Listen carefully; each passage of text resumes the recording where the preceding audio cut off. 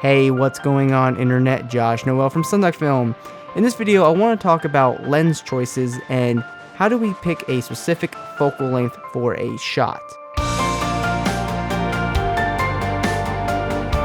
So typically we might pick a long lens like a 100mm lens over a 16mm lens just so we can get a shot from far away.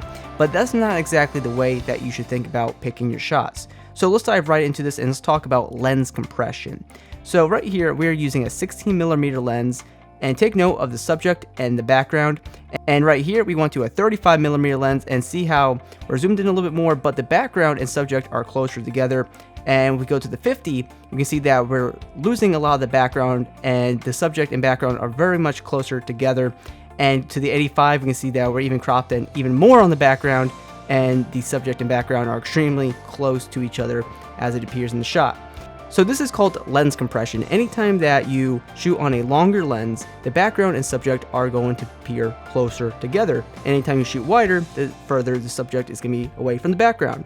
And this isn't the only result that you'll get from different focal lengths. So shooting with a wider lens will add more distortion to your shot around the edges of the frame, while shooting on a longer lens like an 85 will compress the image even more, making your subject's head maybe a little bit more round, just depending on how far the lens is away from the subject. So knowing the characteristics of using different focal lengths, how do we choose a specific lens for a shot? So we look here, I went with a 35mm lens because I wanted to showcase some of the background, but of course not all of it like we were getting on the 16mm lens. And with the 35, I was able to show enough of the background without actually having to zoom in too much, but I was also able to find a fine ground there. So when I choose specific focal lengths, I usually think about the background and how much of that background I want to show.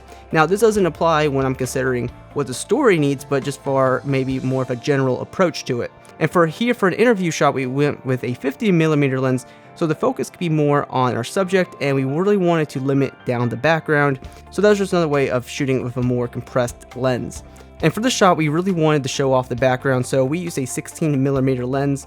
And if we would have used an 85mm lens, it would have just been a very up close, out of focus shot. So when choosing lenses for a narrative story, it's very subjective, right? So you can go with a 16mm lens over a 100mm lens, and those two lenses could definitely have a story impact on your film. So for example, if you're shooting very compressed, maybe the character in that film is feeling very disclosed from the world, and their narrow view is only this very small box or whatever. This background is very compressed, and maybe with a wide angle lens, maybe the world seems really big and they don't know what to do with it. So there's a lot of characteristics that you can label with different lens choices.